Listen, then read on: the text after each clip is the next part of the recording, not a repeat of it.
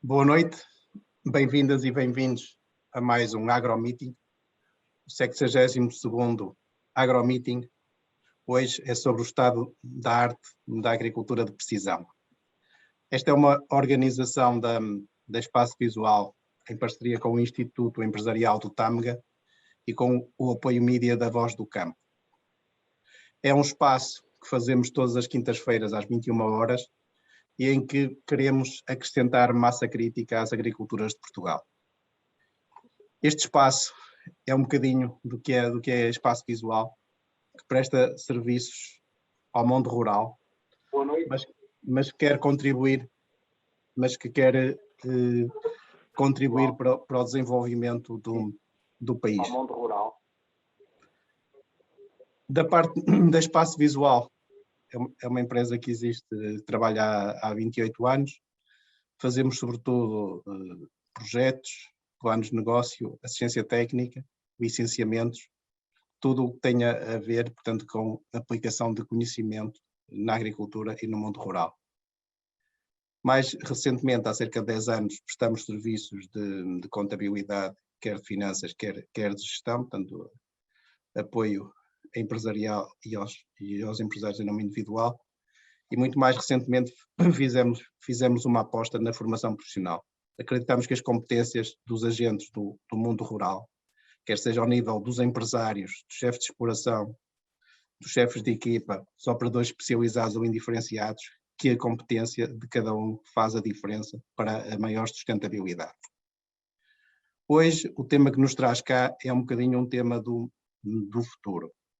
Isto é, a agricultura de precisão vai fazer uma grande transformação de tornar a agricultura ainda mais sustentável do que é hoje. Portanto, lembro que a sustentabilidade tem três vertentes, portanto, económica, ambiental e social, e a agricultura de precisão vai conseguir conciliar estas três vertentes, fazendo com que a agricultura contribua ainda mais para a sustentabilidade.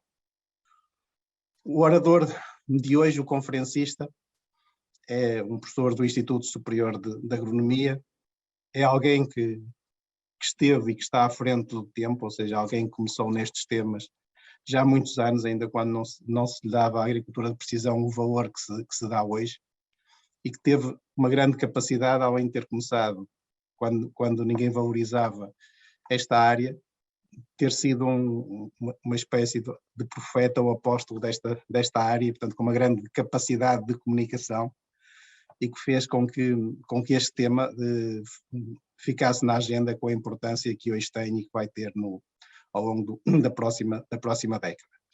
Convosco temos o professor Ricardo Braga, professor auxiliar do Instituto Superior de Agronomia, alguém ligado à mecanização, mas sobretudo à agricultura de precisão. É um enorme gosto tê-lo connosco, é uma pessoa que muito respeito, e certamente vamos ter aqui um espaço muito interessante e, portanto, uma conferência muito interessante. Muito obrigado por ter aceitado o nosso convite. Tenha a palavra.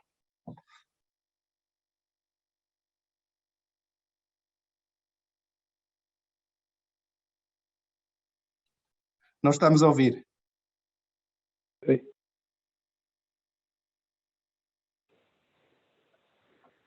Ok, já está? Ok.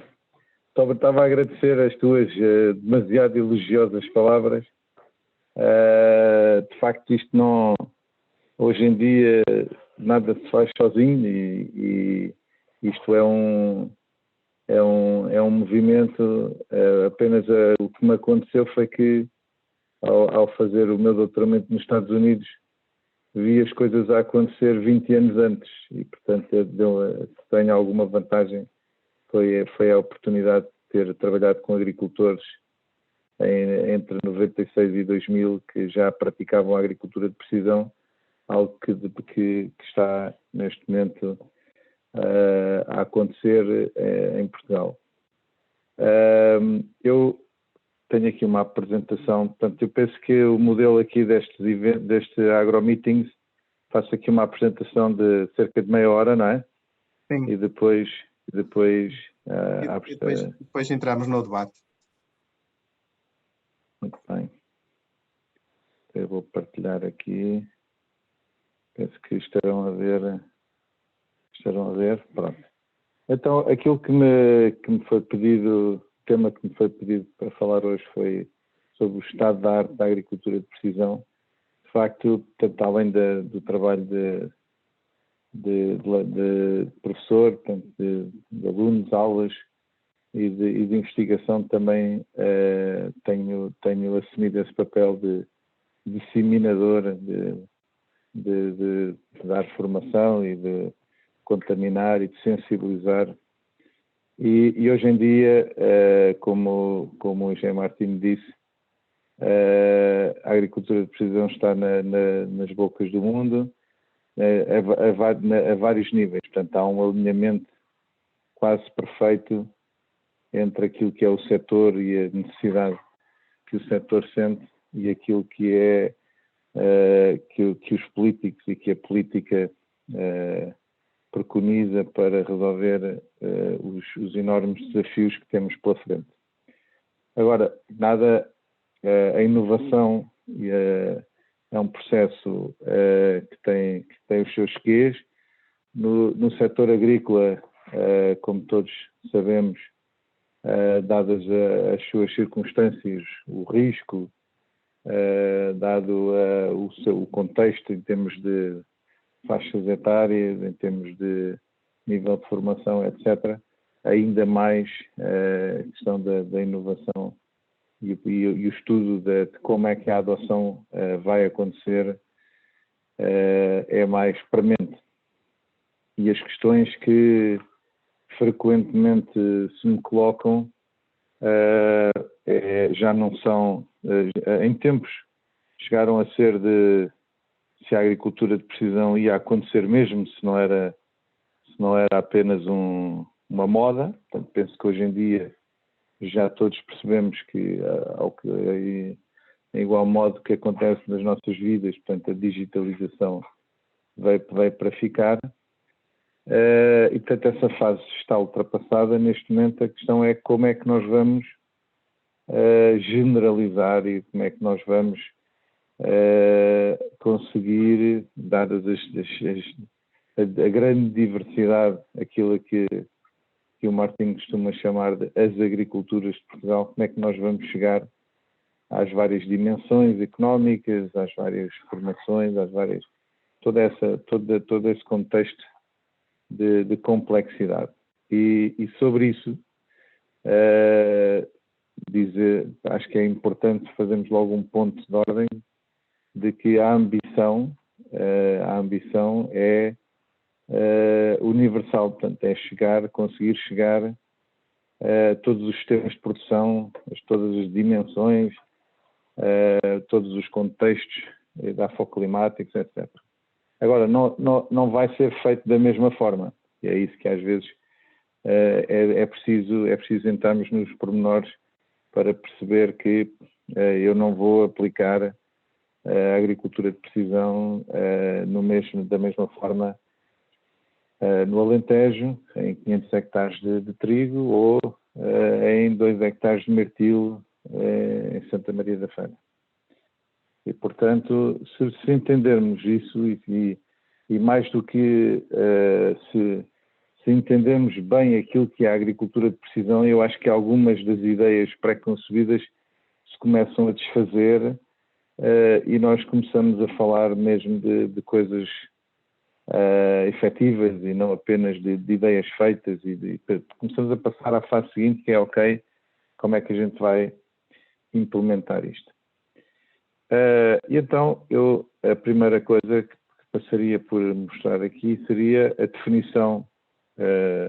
Ela está ali oficial, porque na realidade isto é um facto interessante. A ISPA é a Associação Internacional de Agricultura de Precisão, em 2019, 2020, oficializou uma definição de agricultura de precisão. Teve essa necessidade porque até essa altura, portanto, eu fazendo uma revisão bibliográfica sobre o tema, apareciam 40, 50 definições de agricultura de precisão. E então chegou aqui o consenso de vários peritos na matéria, que, não sendo perfeita, a mim agrada-me e acho que reúne o essencial. E o essencial está dito ali logo de início. Portanto, a agricultura de precisão é uma estratégia de gestão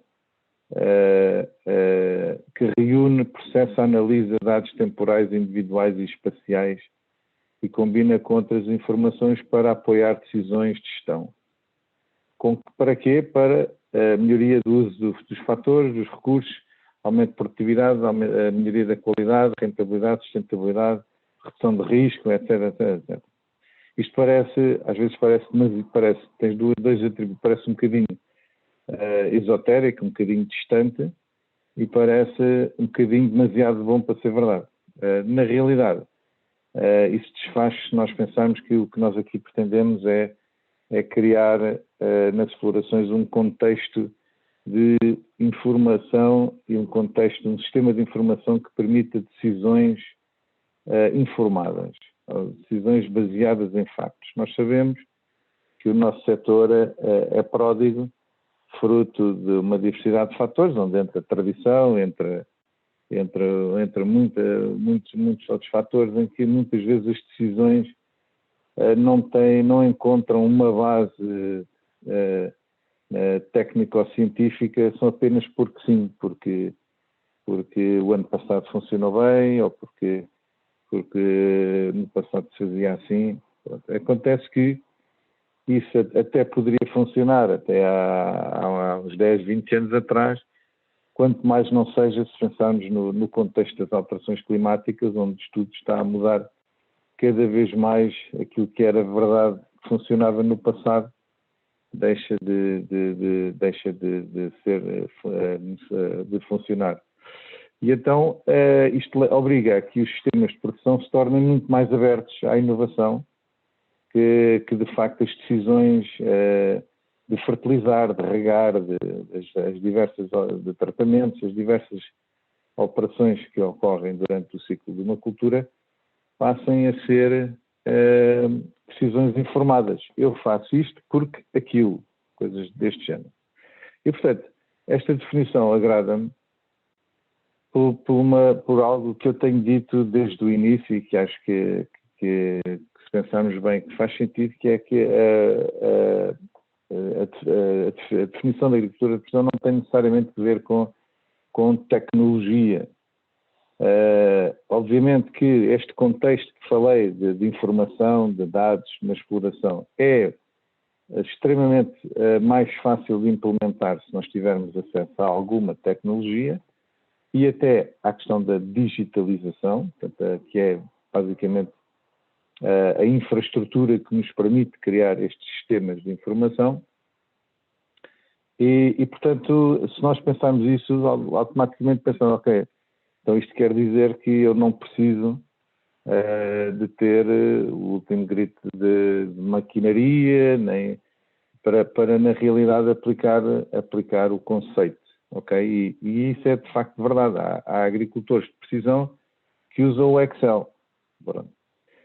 Agora, também é certo que, e aí a digitalização, portanto os meios digitais, vieram-nos permitir tirar partido de algo que historicamente, devido ao aumento da dimensão das parcelas agrícolas, historicamente, desde a Segunda Guerra Mundial, que não era possível, não é? Portanto, ou seja, nós quando começamos a aumentar a área das parcelas agrícolas e das explorações por razões de escala, para ganhar escala, passámos a ter que fechar os olhos a alguma da variabilidade que sabíamos que existia nas parcelas, nos solos, nos declives, mas que não era economicamente viável, nem havia meios técnicos para o fazer. E a digitalização e a sensorização permitiu-nos, de facto, criar mecanismos, tecnologias que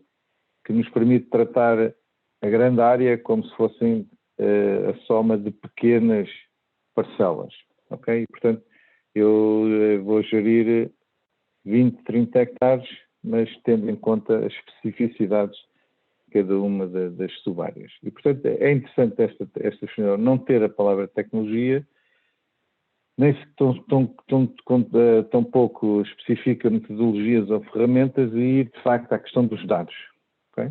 E ser perfeitamente ampla, não é? Portanto, se aplica-se a zootecnia, à parte da escultura, etc.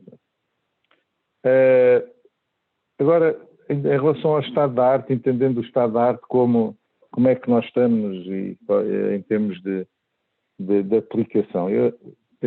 Podemos ter a tomar aqui como referência os dados de países mais avançados que o nosso na adoção, como seja os Estados Unidos, como seja o Brasil, a Austrália, e vêm aqui, reparem que aquilo que eu há pouco falei, de que a agricultura de precisão não é necessariamente sinónimo de maquinaria, mas só que depois temos um problema prático, que é como é que eu meço a adoção. E muitas vezes nos inquéritos, a adoção, o fazer, tirar partido da agricultura de precisão é muitas vezes confundido ou medido como se eu tenho um GPS, se eu tenho uma ceifeira.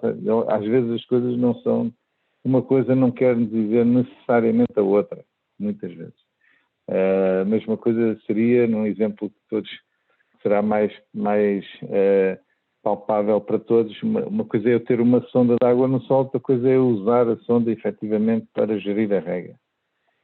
E portanto, mas percebe-se esta dificuldade de como é que eu vou avaliar o fazer, não é? O ato da gestão é um pouco mais complexo do que ver e avaliar pela existência do hardware.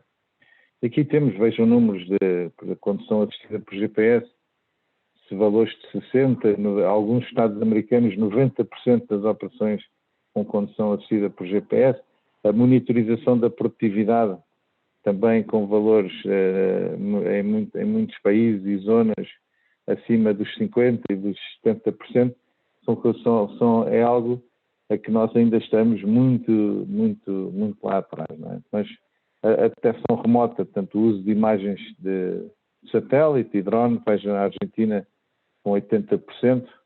Portanto, isto para dizer o quê? Que se por um lado nos dá uma noção de que nós estamos atrasados na adoção, por outro lado diz-nos que de facto se é possível e existem outros países com agricultura mais avançada que a nossa, em que o caminho seguido foi esse.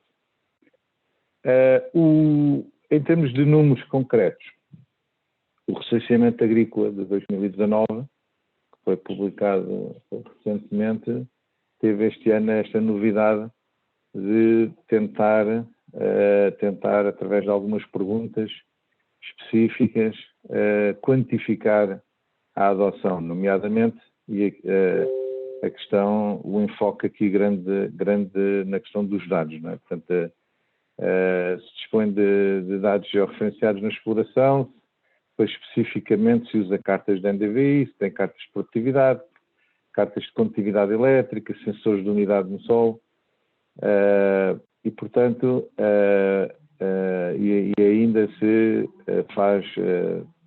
usa a tecnologia de taxa variável.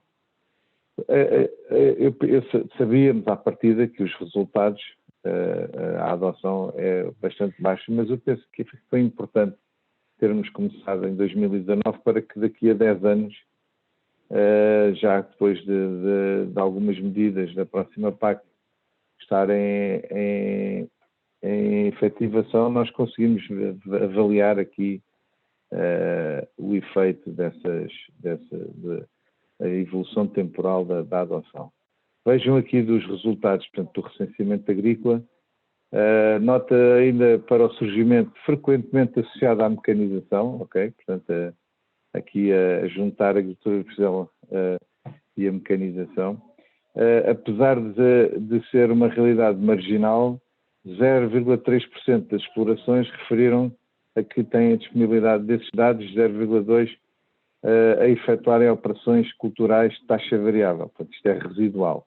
Em termos de área, e isto resulta, como sabemos, do índice de concentração das nossas explorações. Em termos de área, a representatividade já é maior, já temos aqui 4,2% da sal e 1,6% na parte do efetivo animal.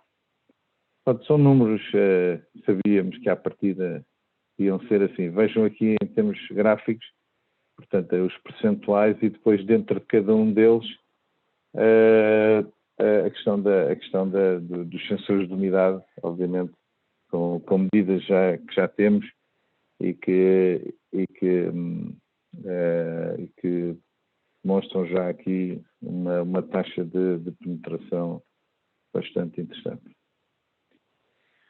Agora, do ponto de vista, agora vou tentar aqui colocar duas aplicações que, na minha perspectiva, devemos pensar nelas porque estão nos antípodas, são diametralmente opostas no que toca à adoção. Ou seja, tenho aqui esta, que é a condução assistida e automática por sistemas de referenciação, por georreferenciação por satélite, GPS e outros, e que é isto vulgo barra de luzes, vulgo condução por GPS, como é referenciada no campo. E isto chama aqui este caso concreto porquê? Porque é uma aplicação da digitalização em que a adoção foi rápida e bastante abrangente. Ou seja, hoje em dia, estou a falar sobretudo no contexto do sul do país, mas no norte também, em algumas zonas, é uma tecnologia que reúne três aspectos muito importantes, que é relativamente barata face aos benefícios que se tiram dela, é muito fácil de utilizar, portanto são três botões para pôr a funcionar e tirar partido da condução por GPS e dos seus benefícios, e os retornos são evidentes. Portanto, é muito fácil de fazer contas. Há taxa de sobreposição entre passagens, X%, ora, isto é o ganho, é X% de adubo, X% de combustível, X% de lubrificante e, portanto, torna-se muito fácil a percepção. E isso justificou que se em, 2001, 2002, nós falávamos, temos aqui a condução assistida e automática e por GPS, etc. Hoje em dia, quer dizer, é quase corriqueiro, e até porque os custos mesmo da condução automática estão, basicamente, baixaram para metade nos últimos 10 anos e, portanto, faz com que ainda mais a adoção, promova ainda mais a adoção. Diametralmente oposta a esta aplicação, temos aquela que para nós é no longo prazo a aplicação da digitalização e da agricultura de precisão, que vai trazer maiores retornos, maior sustentabilidade, menor pegada carbónica, todos aqueles benefícios, menor pegada ambiental, etc. Que é de facto a criação deste ecossistema de dados, de sensores e de atuadores nas parcelas e nas explorações agrícolas, que depois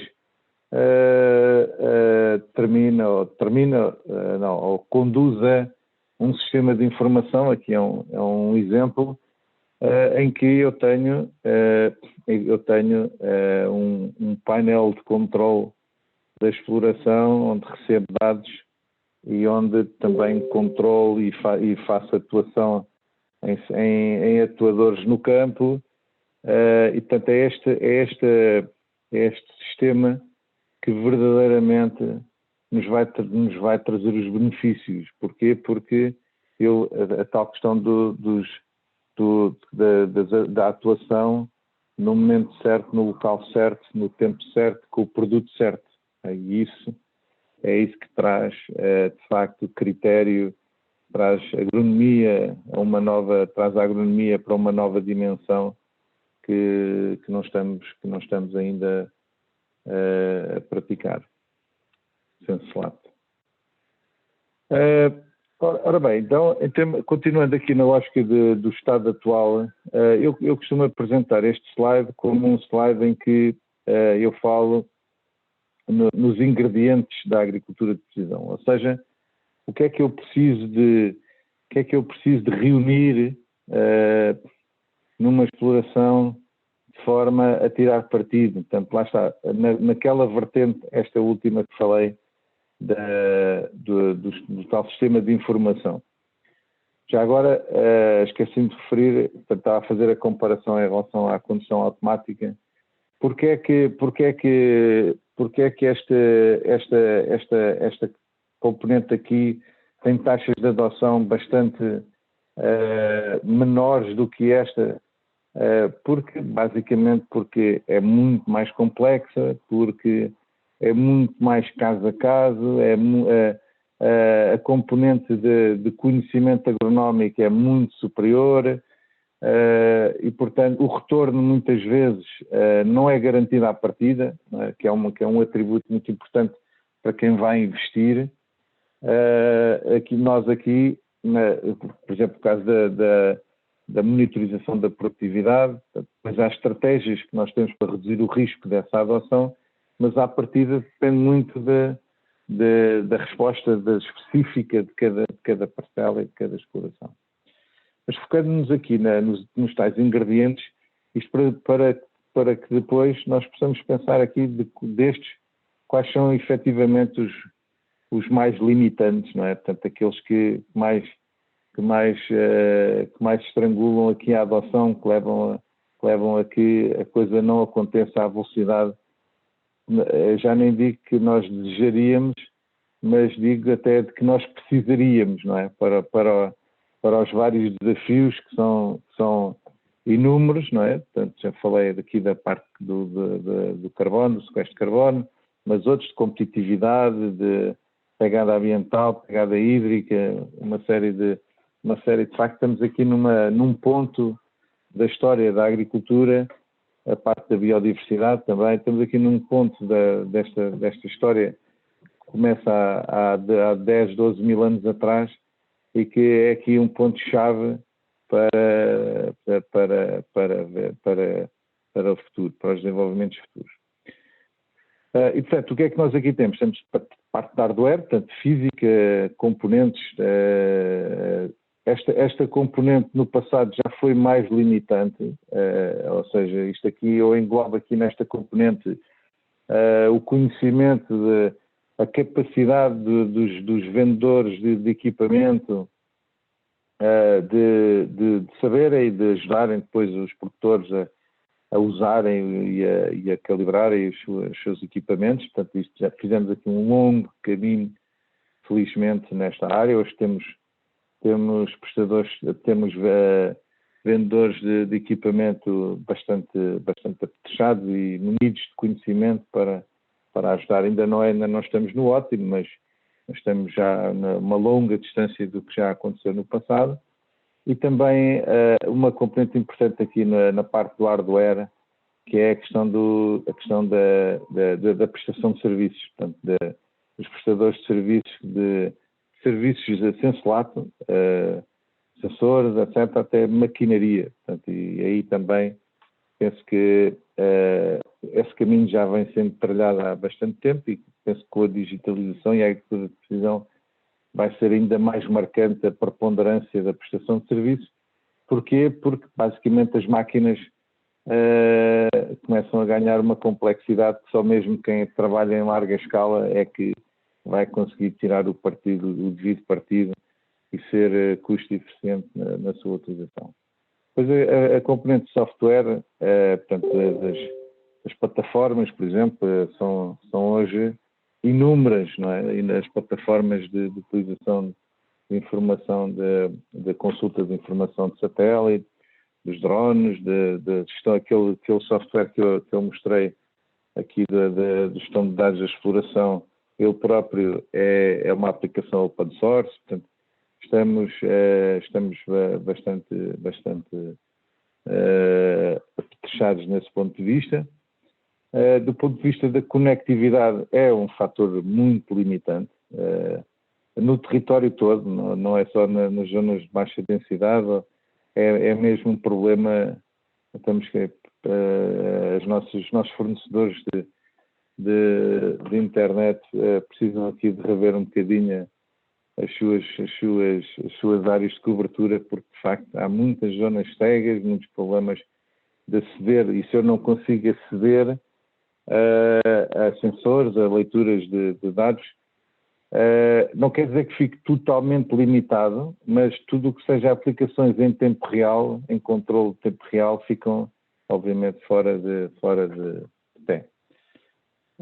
Depois a questão dos processos, portanto, a reengenharia dos processos, portanto, o repensar as fertilizações, o repensar as operações, os tratamentos, tudo isto tem que começar a abarcar estas novas ferramentas que surgem. Eu penso que aí ainda estamos lentos ainda neste momento ainda é um fator limitante, ou seja, fazemos aqui o upgrade, não é, da verdadeira reengenharia de processo, a amostragem, a monitorização da fertilidade do solo é um excelente exemplo de como se altera completamente com a georreferenciação. Depois a questão das pessoas também é um fator limitante, não há qualquer dúvida. Nós, e aí estou à vontade porque tenho responsabilidades enquanto docente, portanto, aqui é preciso fazermos um esforço coletivo de formação, não só dos que estão a sair, mas da mão de obra que já está no campo. A questão do conhecimento agronómico também tem a ver com formação, está bem? Portanto, relaciona-se. A questão dos dados, em relação aos dados, portanto, aquilo que quer dizer é acesso livre a dados. Eu penso que aqui também alguns dados da administração centrais ainda são pagos e, portanto, deviam ser tornados gratuitos. Portanto, e sobretudo não só o custo, mas também a fácil integração, a capacidade de passar dados de umas aplicações para as outras e de haver estándares comuns de manuseamento dos dados, já é e vai ser cada vez mais um verdadeiro ativo das explorações agrícolas. Portanto, o registro de base de dados fortes, completo, de vários anos, é de facto um ativo muito grande das explorações para conseguir perceber o que vai acontecer. Aqui uma menção importante para nos últimos anos chamemos-lhe inovação institucional, que é o aparecimento de novas instituições que congregam, são organizações de organizações quase, que é muito interessante o caso do Centro de Competências do Inovtec Agro e do Smart Farm Collab, que são organizações que juntam várias outras organizações já existentes no sentido de tentar resolver problemas específicos, que seja de inovação, de novas soluções, seja de formação e de disseminação. Portanto, isso foi um passo grande que temos dado. Aprender a trabalhar em conjunto, em equipa, um passo grande que temos dado recentemente. Ainda tinha aqui 3 minutos, não vou conseguir dizer tudo, mas não há problema, que depois a parte importante são também ouvir as perguntas. Pode-se ultrapassar, não há limitação. É? Ok. Pode-se ultrapassar. Ok. Pronto, em termos do nosso país, aquilo que, sem dúvida que a aplicação campeã é aqui a condução assistida em automática, portanto diria quase corriqueira, sobretudo aqui mais para o sul do país. Também temos uma grande taxa de adoção da monitorização em tempo real da performance vegetativa por detecção remota. Portanto, os dados são livres, estão de livre acesso, e são pequenas coisas que têm um grande impacto. Eu, no final, vou dar um exemplo de uma coisa que me aconteceu recentemente, de um contacto que tive recente, e sobre exatamente isto. Ou seja, são pequenas coisas que podem ter, em termos de gestão das culturas, podem ter um impacto grande. E depois, lá está, o enriquecimento daquele sistema de informação, portanto, a monitorização do NDVI, portanto, dá-nos a parte da COPA, da performance fotossintética, a parte da condutividade elétrica do sol, portanto, os levantamentos também a adoção começa a ser bastante interessante, quer em culturas existentes, quer em pré-plantação, portanto, no planeamento das culturas permanentes, muito interessante esses desenvolvimentos. Monitorização da produtividade por GPS, também já acontecia, ainda acontece, mas acontecia muito no passado, prestadores de serviço com cartas de produtividade que as forneciam aos produtores, e os produtores não viam uso prático daquela informação, e, portanto, penso que a sensibilidade para esses dados já começa a aumentar, mas ainda dentro da nossa escala, não é? O controle automático da secção de trabalho, fertilização diferenciada no espaço, não é? Portanto, também começa calagens diferenciadas, fertilização diferenciada. A fertilização tem uma vantagem grande em relação à gestão das cartas de produtividade, que é a seguinte, que é o facto de nós termos um indicador, uma métrica, que são as análises de terra, as classes de fertilidade das análises de terra, permite-nos ter ali uma métrica intermédia de performance, não é? Portanto, o facto de ele fazer uma georreferenciação da fertilidade do solo e saber que, pressuposto, quer estar a 200 ppm em toda a área da parcela, e, portanto, isso dá-me aqui uma forma de controle de um processo bastante simples, quando comparado com a produtividade, em que tem N fatores que a afetam. E, portanto, voltando ali àquele desafio inicial, portanto, e ligado ao estado da arte, é como é que nós aceleramos. E eu tenho, em relação à aceleração, portanto, que é disso que se trata, portanto, a adoção já começou, a sensibilização já começou. Eu, em relação ao uso das cartas de NDVI, eu acho que ninguém arriscaria a dizer um número, mas lá serão centenas de hectares, seguramente, porque são tantas as plataformas e é tão fácil o acesso que com o NDVI, por exemplo, que certamente estamos a falar de muitas centenas de hectares. E isso, cá está, portanto, é uma variável muito simples, mas que nos dá uma coisa que na história da agricultura nunca existiu, que é uma capacidade de semanalmente aferir a capacidade das culturas fazerem a fotossíntese e produzirem, não é? Portanto, isso é um raio-x fantástico que nos permite aferir técnicas, permite-nos ir ao campo em zonas específicas e perceber os fatores limitantes e depois atuar localmente. Agora, há aqui um exercício que está em curso e que a mim dá grande otimismo, que é este da definição de um plano estratégico para a digitalização da agricultura portuguesa, liderado pelo GPP, pelo engenheiro Souto Parreiros, e em que, portanto, foi aqui feita uma análise SWOT. Eu depois posso disponibilizar a apresentação, mas foi feita uma avaliação crítica de como é que estamos deste ponto de vista, e a nível nacional. Portanto, a ambição aqui portanto, o propósito é a adoção generalizada, portanto, nos vários sistemas de produção, várias dimensões, várias culturas, e não é só da produção, mas também de toda a fileira, portanto, desde a produção até à distribuição, tanto que neste grupo de trabalho essas várias sensibilidades estão devidamente representadas. Os diversos pontos fracos que são sebejamente conhecidos,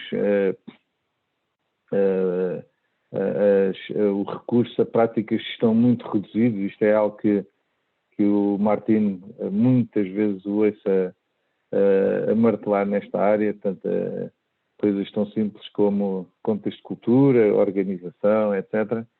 A questão de falta de mão de obra especializada, também muitas vezes indicada como fator. Portanto, isto é bastante vasto. Depois as diversas oportunidades, os grupos operacionais, os centros de competência, portanto, a tal inovação institucional que temos tido e que, de facto, podem ter aqui um papel-chave em todo este processo. A questão de termos a organização da produção também é uma oportunidade grande, portanto, já termos organizações estáveis e consolidadas e que podem dar aqui um apoio grande na adoção. E depois também ameaças, não é? Portanto,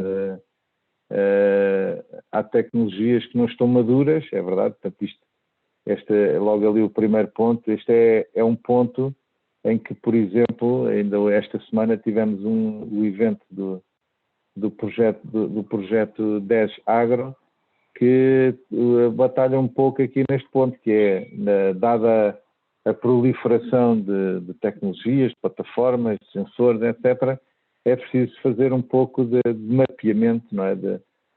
O que é que existe, quanto é que custa, como é que se aplica, etc., etc., e esse projeto tem essa ambição de fazer esse mapeamento que me parece bastante útil. E portanto, isto aqui, eu este problema costumo chamar-lhe um pouco a necessidade da definição do roteiro de adoção, não é? Portanto, há aqui um pouco de, ok, percebemos que isto funciona e agora como é que eu começo, não é? E isso, pronto, começa-se a estratégia para começar e para implementar, já começa a ficar bastante consolidada. E pronto, e isso reduz bastante a margem de erro, não é? Há certas coisas que são pontos que são coisas que não devem ser feitas. Por acaso também tenho um slideshow sobre isso, mas não os trouxe aqui hoje, de alguns princípios condutores aqui da adoção nas explorações agrícolas. Os famosos problemas da cibersegurança, interoperabilidade, etc. E, portanto, a ambição deste grupo foi, portanto, não só elencar, fazer aqui a parte da análise SWOT, mas também a construção de medidas que já foram discutidas com um grupo mais alargado de entendidos do setor, e pronto, e leva aqui a propostas como criar uma rede de explorações inovadoras, não é? Portanto, as explorações modelo, que podem ser usadas como locais de disseminação para, em inglês, os demonstration farms, podem ser depois usadas para disseminar o conhecimento para outras, o incentivo ao papel das OPs, coisas muito vastas, promoção de grupos operacionais, até a questão do rejuvenescimento, que é algo que está em discussão, bastante discussão, a questão do rejuvenescimento do tecido empresarial, a promoção dos jovens agricultores, passagem de geração. Portanto, sabemos que a apetência para o digital é bastante superior nas camadas mais novas, e isso pode não só ajudar o setor a fazer o upgrade, como até atrair jovens mais jovens para o setor, que é algo que também precisamos desesperadamente. E pronto, e portanto, aqui exaustivamente exaustivadas aqui as várias medidas propostas que são as que estão, entretanto, estão em discussão no âmbito do PEPAC e da próxima reforma. Para finalizar, muito rapidamente, só dar-vos um exemplo. Eu vou apresentar aqui uma conversa que tive por WhatsApp esta semana com um colega, não vou revelar o nome porque ele não chegou a confirmar que podia fazê-lo, mas anonimamente. Foi um colega que me enviou por WhatsApp uma imagem, que colheu uma imagem Sentinel colhida numa plataforma, aqui um índice de vegetação e aqui o visível, e perguntava-me: Ricardo, dá-me uma ajuda que eu não sei o que é que se passa nesta parcela, porque tenho aqui estas manchas com NDVIs mais baixos, que se vê ali que tem menos, é o sorgo. Eu não sei o que é que se passa porque eu fertilizei como deve ser, eu mobilizei, etc. E tenho aqui estas manchas e não sei o que é que se passa. E eu, de contínuo, ok, então vamos aqui, isto numa conversa do WhatsApp em 10 minutos, ok? Vamos aqui olhar para a imagem, isto é do lado esquerdo Google Maps, do lado direito é o Bing Maps, que tem imagens diferentes. Começamos logo aqui a ver que estas manchas que aqui aparecem se correspondem a zonas que aqui também tem aqui alguma coincidência com manchas que aparecem na carta por acaso a imagem que está no Bing não tem cultura e portanto dá para ver aqui as manchas de sol.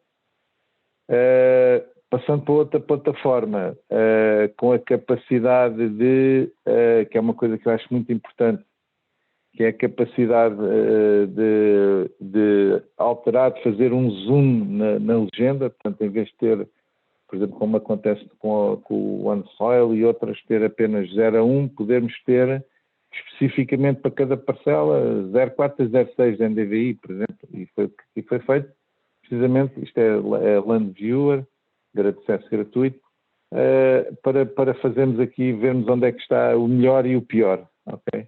E percebemos de facto que há aqui muita variabilidade e há aqui zonas que estão de facto com bastantes problemas.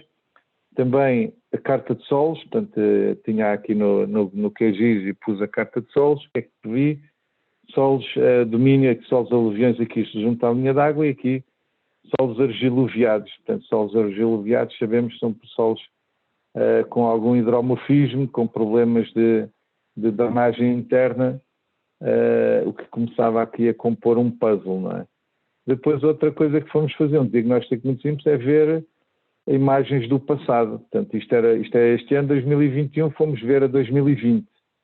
Ora, se eu tiver o mesmo padrão no ano passado e nos anos anteriores, quer dizer que a causa daquela variabilidade é qualquer coisa que é mais perene do que a gestão, do que se fertilizei A ou B ou C, ou se mobilizei A ou B ou C. Portanto, isto já nos muda-nos completamente aqui a forma de pensarmos e de resolvermos os problemas. Ou seja, o que é que este exemplo é paradigmático? De que isto tudo em 10 minutos e gratuitamente, não é? O que é que isto nos diz? Diz-nos que nós com as ferramentas que temos hoje em dia podemos muito rapidamente despistar, não é? Portanto, fazer como o médico, não é? O médico, quando olha para nós no consultório, manda-nos fazer exames, observa isto e aquilo e vai fazendo ali na sua chave dicotómica, vai ali fazendo o diagnóstico. E é o que estamos aqui a fazer.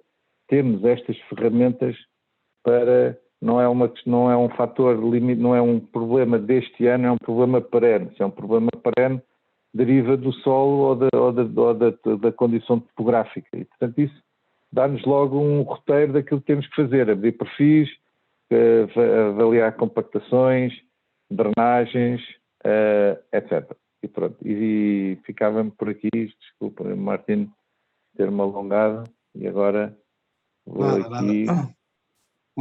Muito obrigado, foi extremamente interessante e, portanto, valeu a pena o alongamento. Portanto, eu acho que tivemos aqui uma excelente lição dada por um grande mestre, alguém que sabe disto e que sabe comunicar.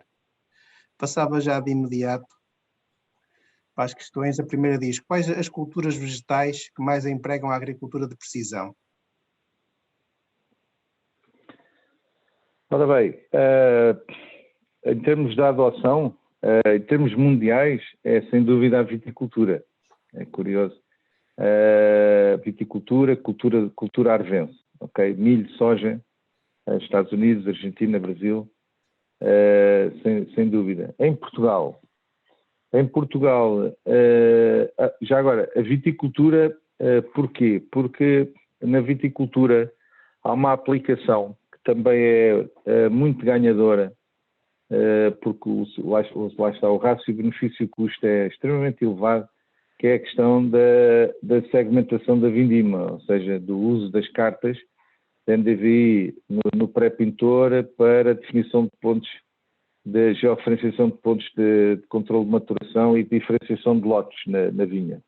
Isso tem demonstrado em várias zonas do mundo vantagens depois para a enologia poder tirar partido de diferentes lotes dentro da mesma casta, etc. E, portanto, isso fez com que a adoção seja rotina, por exemplo, a elaboração de carta da NDVI seja rotina, e em Portugal também, já em bastantes explorações vitivinícolas, isso acontece.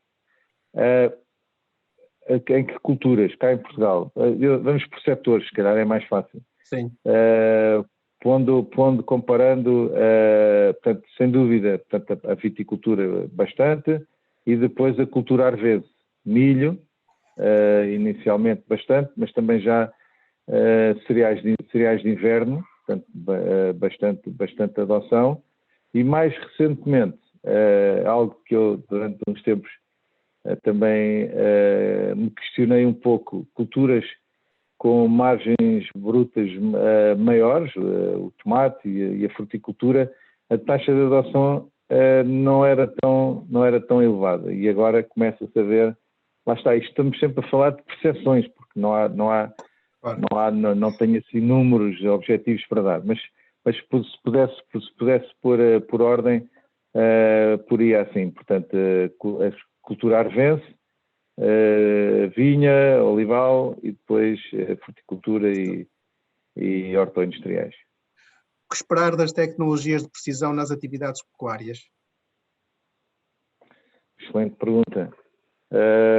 Eu, por defeito de fabrico de formação, tenho dedicado, obviamente, mais à parte das culturas, mas a zootecnia de precisão, ainda esta semana tivemos um evento no âmbito do tal projeto 10 Agro. Eu partilhei na minha página do Facebook até a sessão que foi transmitida no Facebook, uma sessão extremamente interessante precisamente sobre zootecnia de precisão. A sensação, portanto, eu não sou zootécnico, mas o que acontece na zootecnia? Todos nos lembramos, ou pelo menos alguns com mais idade, se lembram que já nos anos 80 havia os colares e o controle da alimentação individual em cada animal. Hoje em dia isso evoluiu enormemente e temos muitas empresas com serviços desde o geofencing, que basicamente são as cercas virtuais, portanto os animais com GPS, com colares com GPS e permite o conhecimento remoto da sua localização, permite também o mapeamento das suas deslocações nas parcelas e depois o impacto que isso tem no consumo de pastagem e na gestão da própria pastagem. E depois outra aplicação que é a monitorização, quer ambiental, em produção intensiva, quer do próprio animal, mesmo em campo, com podómetros nos animais, com sensores térmicos, com sensores de pH, Rumen, com uma série de detecção de fio. Portanto, o dinamismo é muito, muito grande na área da zootecnia. Portanto, isto não é só... Ou seja, também isso é um bom exemplo, porque o AMAG é o mesmo, não é? Portanto, dados, medição, gestão, controle e gestão. Não é? E é o mesmo, o processo é o mesmo. Depois adapta-se adapta-se às várias áreas. A terceira questão é sobre a vertente florestal. A floresta ficará para trás no emprego destas tecnologias? Sim, também não digo o mesmo que disse em relação à zootecnia. Sou um mero espectador da aplicação, mas o que vejo, e também já tem acontecido alguns eventos sobre isso, o que vejo é que não, portanto é que vejo adoção, dir-me-ão que principalmente sobre das grandes empresas, é um facto, mas vejo, por exemplo, a nível, por exemplo, do Instituto Superior de Agronomia, vejo trabalho de investigação nessa área. A minha colega Paula Soares, já tivemos projetos, ela depois continuou com outros projetos da utilização de drones, de imagens de drone para cálculos de volumetrias, cálculos de sanidade das árvores. Portanto, há muita coisa a ser feita. É certo que alguma da informação base é a mesma, não é? A questão da modulação digital do terreno, a questão da condutividade elétrica do solo, e até em algumas linhas que temos vindo a assistir a uma certa aproximação, não é? com a rega e a fertilização da floresta. Portanto, temos aqui alguma convergência desse ponto de vista de gestão. Que expectativas tem no emprego das tecnologias de precisão por parte dos pequenos agricultores? Ora, essa é a pergunta que eu abordei essa questão no início. Ora bem, como é que se resolve a questão que há dias, aliás, nesse mesmo evento, um colega da UTAD, ao falar disso, dizia que temos um problema da propriedade, temos um problema, e é certo que temos, não é? Esse diagnóstico está feito. Nós não vamos conseguir emparcelar o país todo de um dia para o outro, não é? Isso custa milhões, leva imenso tempo, e portanto a dimensão é o que é, e nós temos que arranjar, na minha perspectiva, temos que trabalhar nas duas vertentes. Trabalhar nesse sentido de gestão conjunta, na organização da produção, etc., e arranjar formas de, através dessas vias, conseguir chegar a todos os agricultores. Eu também digo o seguinte: às vezes nós pensamos que a pequena dimensão está 100% regionalizada, o que não é verdade. Ou seja, é certo que ela predomina em determinadas zonas do país, mas nós também temos pequena propriedade aqui na zona da Golgã, por exemplo, e portanto o problema eu às vezes, já alguém uma vez fez um comentário que eu achei engraçado, que foi quando eu às vezes falo estratégias de adoção para pequena dimensão económica e física das explorações, e muitas vezes o que me dizem, e com razão, isso é o contexto do país todo. Porquê? Porque as margens são curtas, e com razão, porque no início, um dos conselhos que eu dou sempre é não embandeirar em arco e fazer adoções e aquisições de maquinaria topo de gama, nem nada disso. Portanto, começar baixinho, com informação, com dados que estão gratuitos, que estão disponíveis de forma gratuita, com softwares open source, com sensores de baixo custo, e depois então ir levantando voo à medida que o retorno vai acontecendo, não é? Portanto, é uma asneira tentar fazer ao contrário. Por exemplo, ainda não tenho cartas de produtividade e já estou preocupado nos distribuidores de adubo por GPS.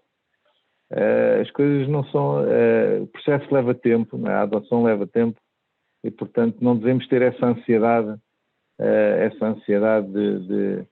de chegar logo à aplicação. É preciso dar tempo. O tempo é o tal ingrediente da agricultura de precisão e da gestão, não é? É perceber o funcionamento das parcelas e a gestão e a variabilidade, e depois então medidas sólidas dessa gestão.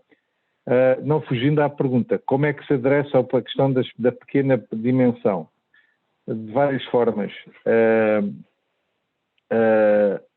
O apoio à organização da produção, o apoio às empresas de consultoria, o caso da Espaço Visual é um bom exemplo disso também.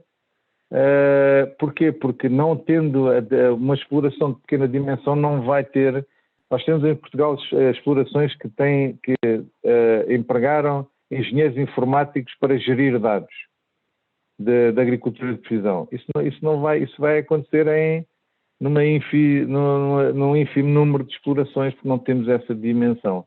Portanto, a coisa vai ter que funcionar por outsourcing e para ganhar escala, não é? Seja de empresas de consultoria, seja de organizações, seja do que for.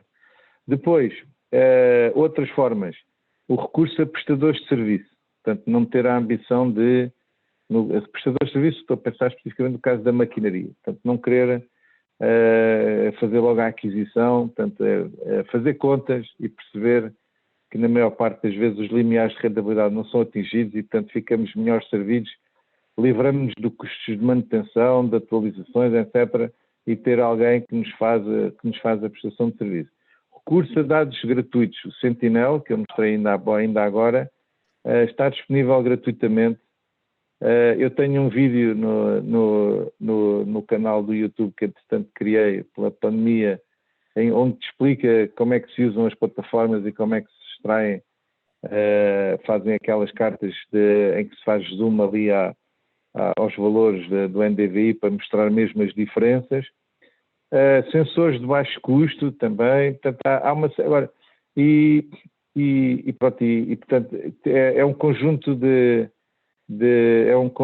de criar comunidades, por exemplo, outra, que falava nisso semana passada, na região dos vinhos verdes, que era a questão de juntar, dos produtores se juntarem, ou seja, vamos imaginar, elaboração de uma carta de condutividade, não é? Tem um determinado valor por hectare, só que uma coisa é fazer 2 hectares em Vila Franca, outra coisa é fazer 2 hectares em Freixo de Espada à Cinta. O custo de deslocação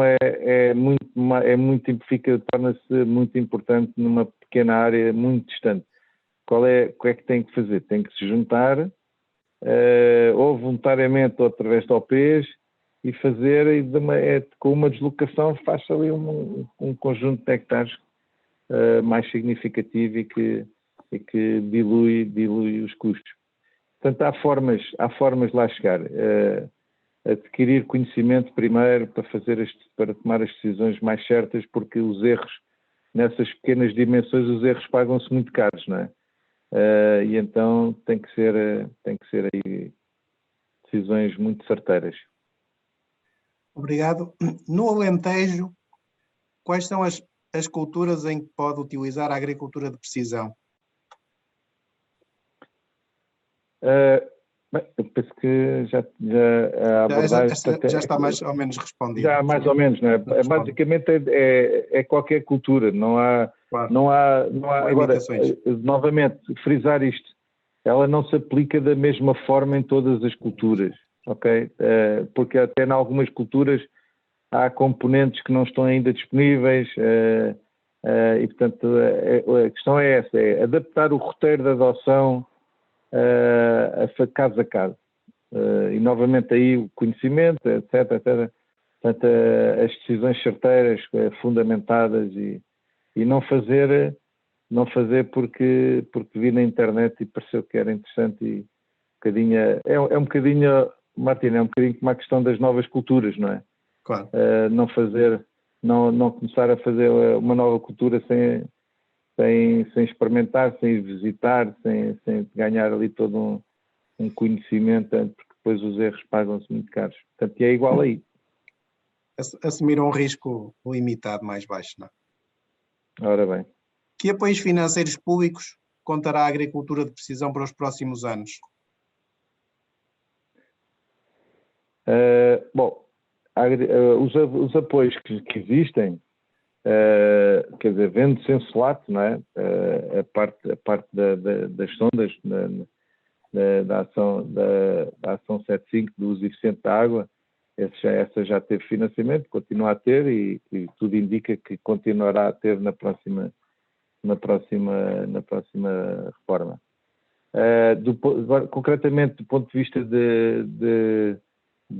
disto que temos vindo aqui a falar, portanto, o atual PDR, saberão que na valorização da VGO, da Valia Global da Operação dos projetos, tem lá, entre outras coisas, as organizações produtoras e outras, tem lá a incorporação de equipamento relacionado com a agricultura de precisão, nomeadamente na parte agrícola, os monitores, as consultorias da NDVI, tem a parte na parte zootécnica, os robôs de ordenha e outro tipo de maquinaria. Agora, no futuro,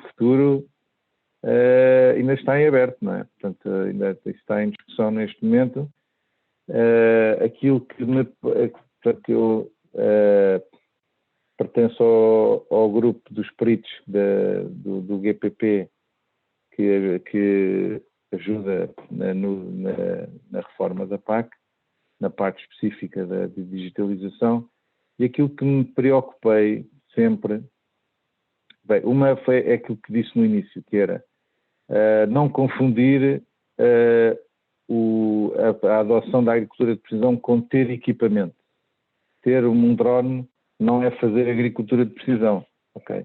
Ter um GPS na ceifeira, se eu depois não ligo aos dados, de fazer agricultura de precisão é ter evidências de melhoria de eficiência do uso de fatores por resultado da melhoria, da uso dessa informação e desses dados nas decisões. Isto é um pouco mais difícil a vários níveis, nomeadamente ao nível depois do controle, não é? Portanto, como é que eu vou controlar que efetivamente a coisa acontece? Há formas de o fazer, não é? Portanto, eu aí acho que seria possível fazê-lo, a demonstração da evidência da ação e não simplesmente o cheque de tem isto, tem aquilo, tem aquele outro e depois não usa nada, não é?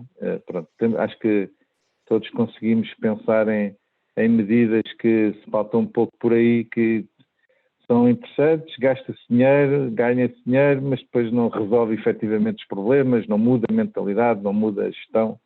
E, portanto, a minha preocupação é um pouco essa, de não cair nessa ratoeira, não é? Do fácil, embora não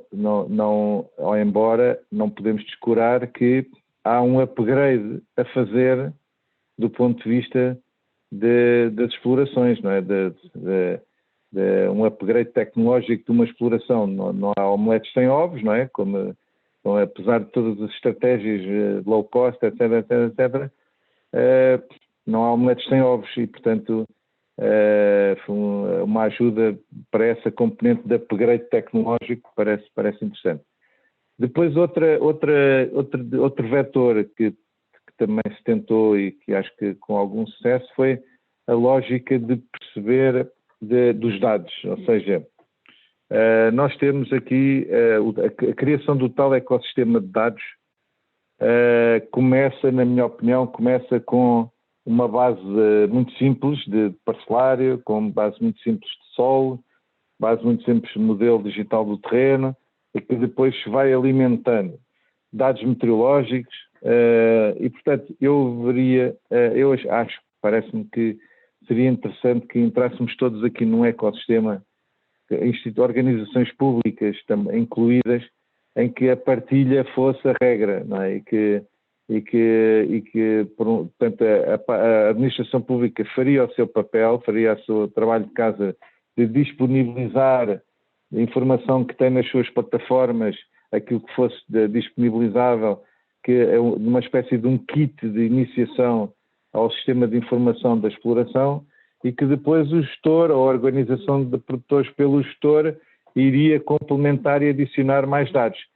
e teria uma ajuda, mas que seria sempre promotora da partilha dos dados. Eu acho que isso é muito interessante. E é nesse coletivo, por exemplo, a questão, por exemplo, uma estação meteorológica, não é? Pensarmos numa estação meteorológica, o receber um financiamento, mas que tinha ali uma obrigação, um incentivo à partilha desses dados. Não é? Eu tenho uma exploração, compro uma estação, eu posso partilhar esses dados porque eles vão ser úteis para os vizinhos e para a região.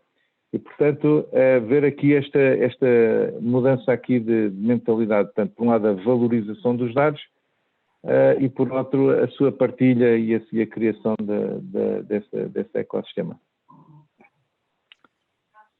Prefere a agricultura de precisão à agricultura digital. Porquê? Eu não prefiro. São coisas diferentes.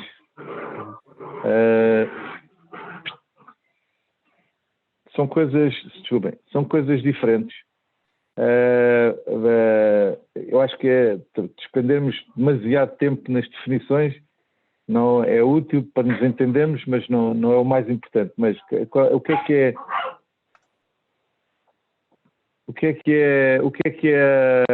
a digitalização e a agricultura digital?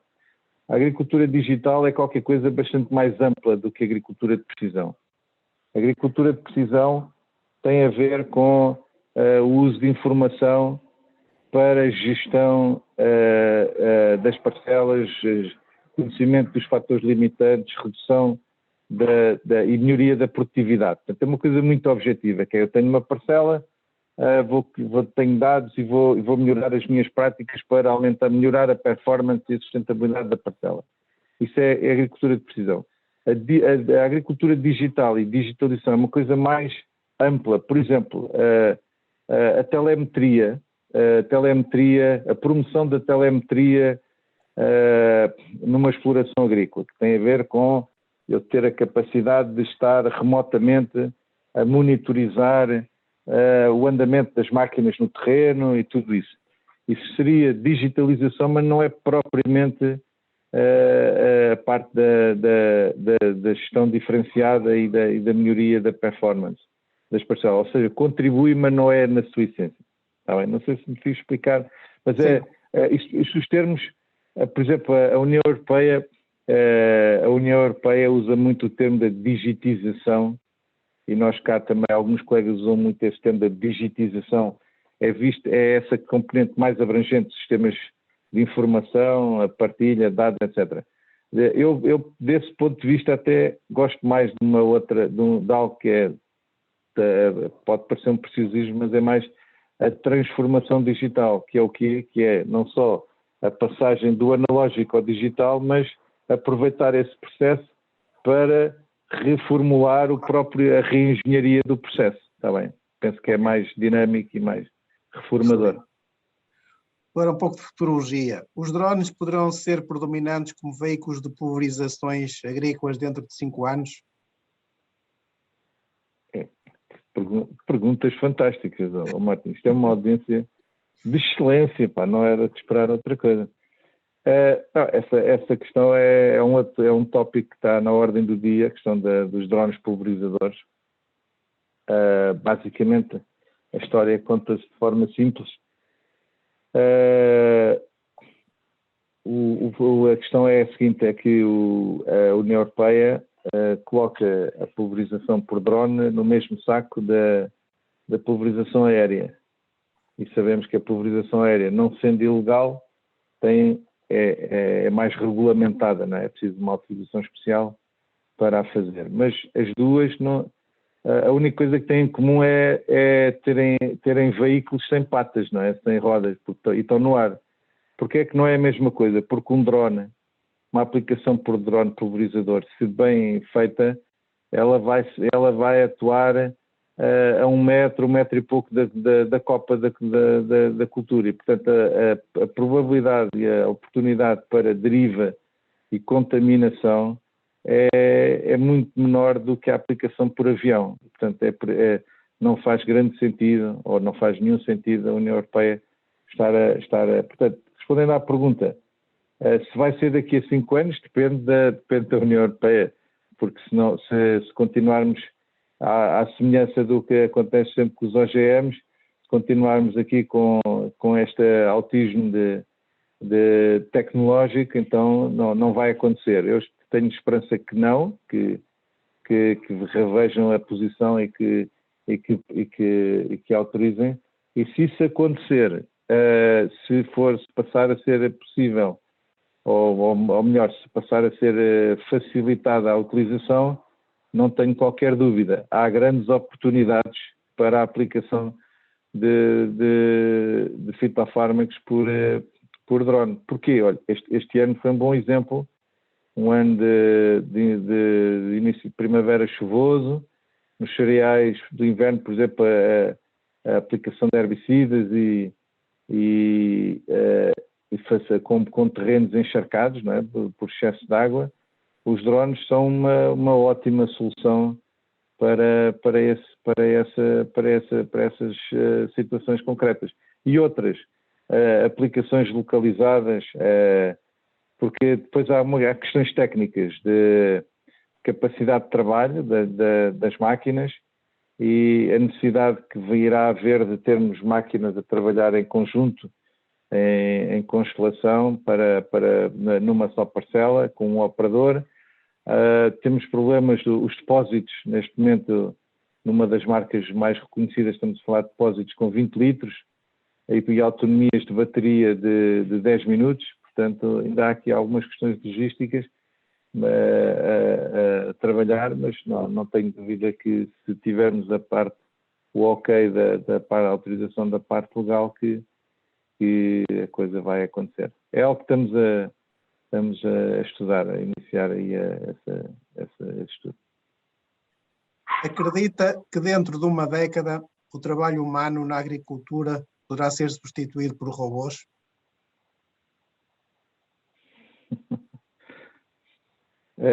Esse é um mito, não é? Que esse mito acompanha-nos desde o início desde o início, não é? Portanto, o que é que acontece?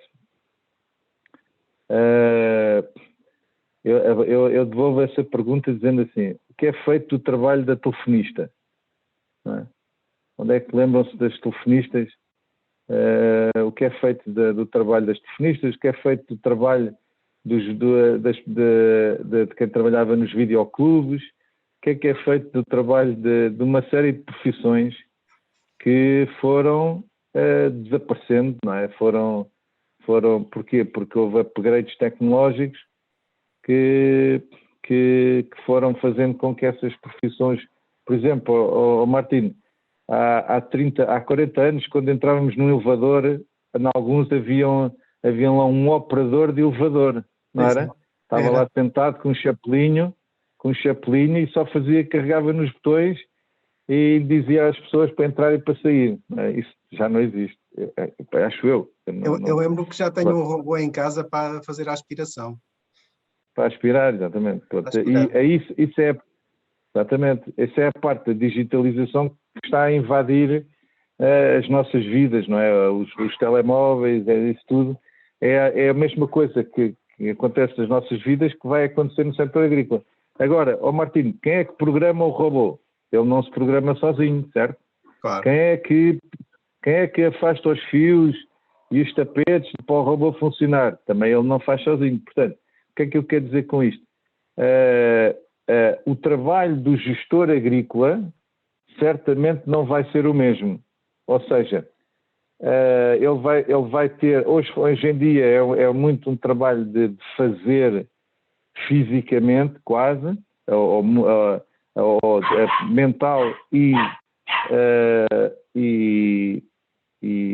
físico, e no futuro vai ser mais, ou vai ser também muito da programação e do controle, não é? Programar uma máquina para fazer qualquer coisa e controlar a sua efetivação.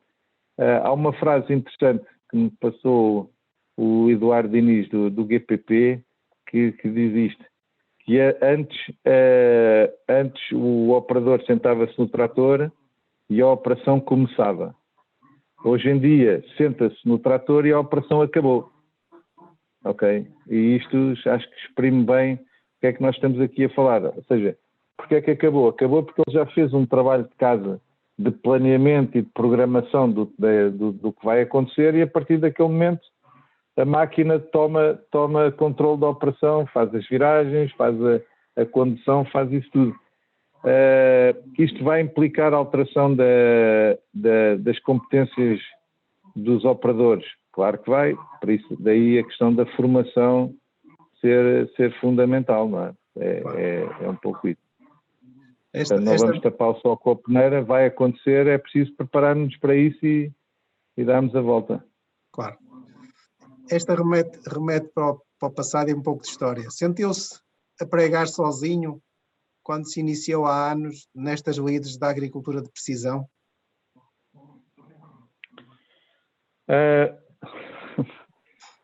Me sentia a pregar sozinho. Era um trabalho, estamos a falar no ano, portanto eu fiz o doutoramento em 96, 2000, vim para Portugal em 2000 e portanto foi nessa altura que começámos, eu e outros colegas na Escola Agrária de Elvas, na Universidade de Évora, também alguns agricultores mais inovadores na altura começaram a aplicar. Acontece é que nesses anos, não é, quando nós falávamos na monitorização da produtividade, nos sensores, etc., estávamos a anos-luz de muita coisa, nomeadamente de know-how, não é? Nosso próprio,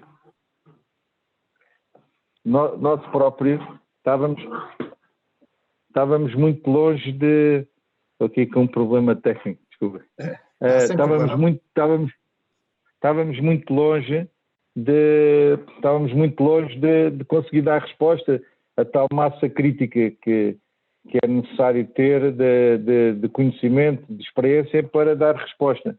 E, portanto, se me senti sozinho, eu não era o único, sabia que a coisa ia acontecer, porque noutros países estava a acontecer e a Europa não é diferente dos outros países, dos outros continentes, e, portanto, a coisa ia acontecer. Levou 20 anos, ou 15, ou o que seja. É curioso que, portanto, desde esse período de 2000, eu sentimos que a grande mudança de começar a ouvir as coisas com mais atenção começa na crise do subprime em 2008, 2009. Isto é muito curioso. E porquê? Porque se lembram, é nessa fase que começam as flutuações de preços de forma séria, não é? Para o bem e para o mal. Não é? Agora estamos numa boa fase de preços, mas não há muitos anos a má fase de preços, e portanto essas oscilações e isso aumenta o risco, e quando o risco aumenta, o que é que o gestor tem que fazer? Tem que se munir de formas de reduzir risco e ter melhor conhecimento e ter melhor capacidade de gestão, reduz o risco da atividade. E também, outro aspecto que me pareceu relevante nessa fase, lembram, em que o setor agrícola, isto já foi há bastantes anos, é curioso como o tempo passa. Nessa fase, o setor agrícola era o único setor da sociedade que estava com dinamismo, não sei se lembra, parou tudo, construção, turismo, etc. E o setor agrícola estava com os jovens agricultores e outros, era o único que estava com grande dinamismo, e portanto se chamou para si muitos gestores de outras áreas que passaram a dedicar-se à agricultura, não é? E isso trouxe uma capacidade de gestão, pessoas com uma forma de ver o negócio como negócio, puro e duro, e isso também teve um aspecto positivo, não é? Que introduziu uma cultura, melhorou a cultura de gestão do nosso setor. Isso foi uma mudança paradigmática, não é? Eu até ali parecia um pigmeu e passei a ser estrela pública. Existem aplicações digitais para a gestão da mão de obra à distância e em tempo real?